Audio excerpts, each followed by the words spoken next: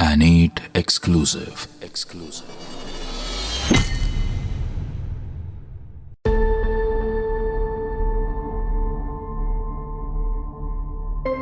मरने से कौन नहीं डरता। शायद हम सभी को पता है कि एक ना एक दिन मरना तो है ही, फिर भी हम मौत से बहुत डरते हैं और बिल्कुल ऐसे जिंदगी जीते हैं जैसे मौत कभी आने ही नहीं वाली। जब हम मरने से इतना डरते हैं तो कोई इंसान इतना हैवान कैसे बन सकता है कि वो लोगों को मौत के घाट उतार दे।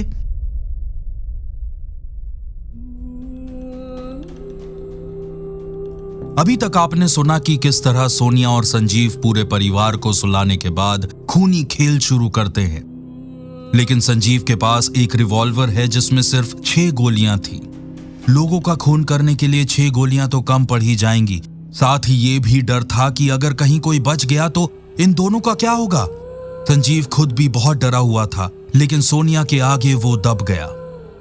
सोनिया के अंदर अपने परिवार को लेकर बहुत ज्यादा नफरत भरी हुई थी जो इस तरह निकल रही थी। छुरे तो किसी काम का नहीं है, मन नहीं कुछ करना पड़ेगा। यहाँ तो कुछ नहीं मिल रहा, रुक मैं गैराज में देखती हूँ। सोनिया किधर जा रही है? थोड़ी देर बाद सोनिया नीचे से जाकर एक रॉड ढूंढ कर लाती है और उसके बाद संजीव को लाकर देती है। जब सोनिया लोहे की रॉड को लेकर संजीव की तरफ आ गई तो एक पल को तो संजीव भी उसे देखकर डर गया। वो अपनी बीवी का ये अवतार पहली बार देख रहा था। उसे लगा कि अगर उसने सोनिया का कहना ना माना तो कहीं सोनिया उसे ही ना मार डाले। क्या कहते हो, इससे तो काम हो जाएगा ना? सोनिया तुम ये ठीक नहीं कर रही हो। संजीव मैं पहले ही कह चुकी हूँ ये मौका दोबारा नहीं आएगा, और तू मुझे यहाँ सही और गलत का ज्ञान सिखाने के लिए मत बैठ। तुझे तो तेरी बेइज्जती कभी ना दिखे पर मन ने दिखे, और अब पीछे हटने का कोई सवाल ही पैदा नहीं होता। ठीक है, सबसे पहले चलते हैं उस रेलू राम के कमरे में। सबसे पहले उसे ही ठिकाने लगाएंगे, बुढ़ा साला। पता नहीं क्यों संजीव का मन नहीं मान रहा था, लेकिन वो सोनिया के आगे मजबूर था। सोनिया और संजीव पूर्व विधायक रेलू राम के कमरे में पहुंच जाते हैं। रेलू राम बेहोशी की हालत में सो रहे थे।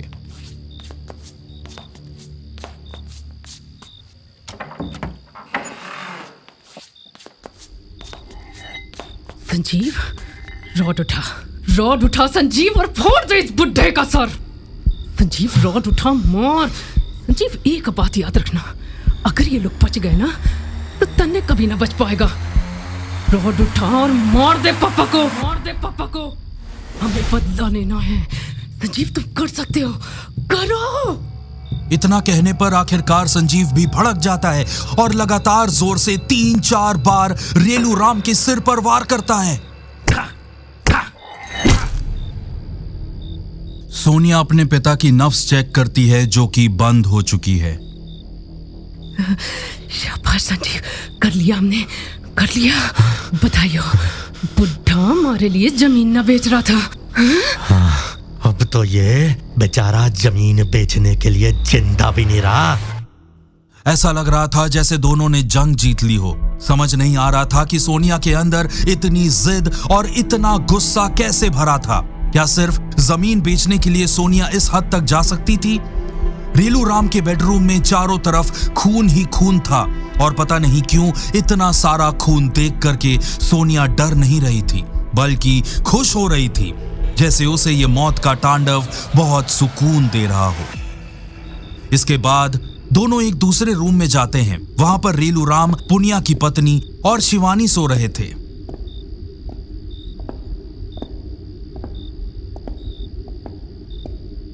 इसको मारना अच्छे से, एक ही बार में खत्म हो जाना चाहिए काम, और ज्यादा मेहनत न करनी पड़े तन्ने।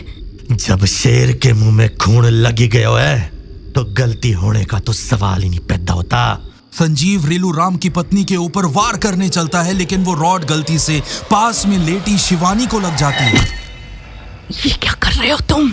अभी अगर ये जग गई तो सबको पता चल जाएगा, और अगर गांव में से कोई इधर आ गया तो हमारी खैर नहीं। एक काम कर, पहले इसे ही निपटा देते, अब इसे भी मार डालो। बस हो गया, अब सुनील के कमरे में चलते हैं, उसे भी मार देंगे।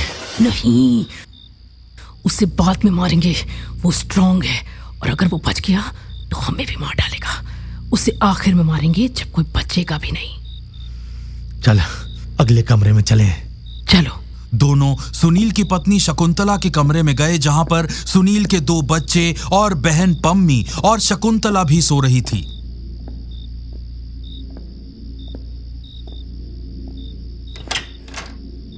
इनको रहने देते ना, बेचारे ये क्या कर पाएंगे। इनमें से कोई बच गया ना तो जायदाद का वारिस वही बन जाएगा और हमें भी ना छोड़ेगा। लेकिन सोनिया, ये तो बच्चे हैं यार। अरे इससे पहले भी एक बच्ची को मारा है ना, तो अब क्या दिक्कत है? संजीव रॉड उठा और मार डाल, मैं कह रही हूँ मार। रुको।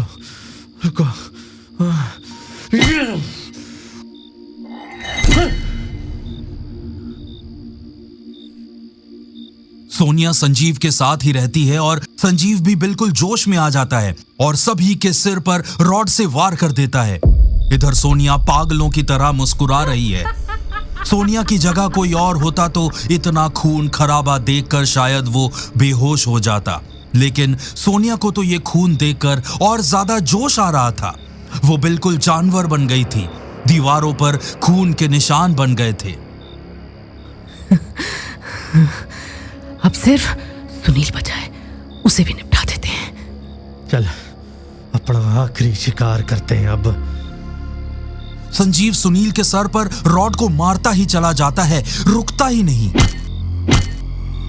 उसके अंदर पता नहीं कौन सी आत्मा ने एंट्री ले ली। वो एकदम खूंखार शिकारी की तरह बिहेव कर रहा था। पूरे कमरे में मांस के चीथड़े फैल जाते हैं। दोनों वहां पर थोड़ी देर खड़े रहते हैं और सुनील की नस चेक करते हैं कि वो मर गया कि नहीं। दोनों बहुत खुश होते हैं कि आखिरकार उन्होंने पूरी फैमिली का खात्मा कर दिया और अब वो दोनों अकेले ही इस परिवार की जायदाद के वारिस बचे हैं। सोनिया जोर जोर से हंसने लगती है।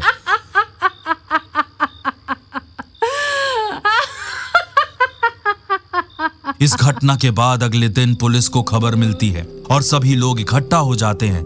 सोनिया भी बेहोश ही मिलती है, लेकिन संजीव यहाँ नहीं मिलता है। क्या संजीव सोनिया को भी ठिकाने लगाकर कहीं भाग जाता है, या ये भी सोनिया की ही प्लानिंग थी? पुलिस इंक्वायरी कर रही थी, आखिर यहाँ पर हुआ क्या?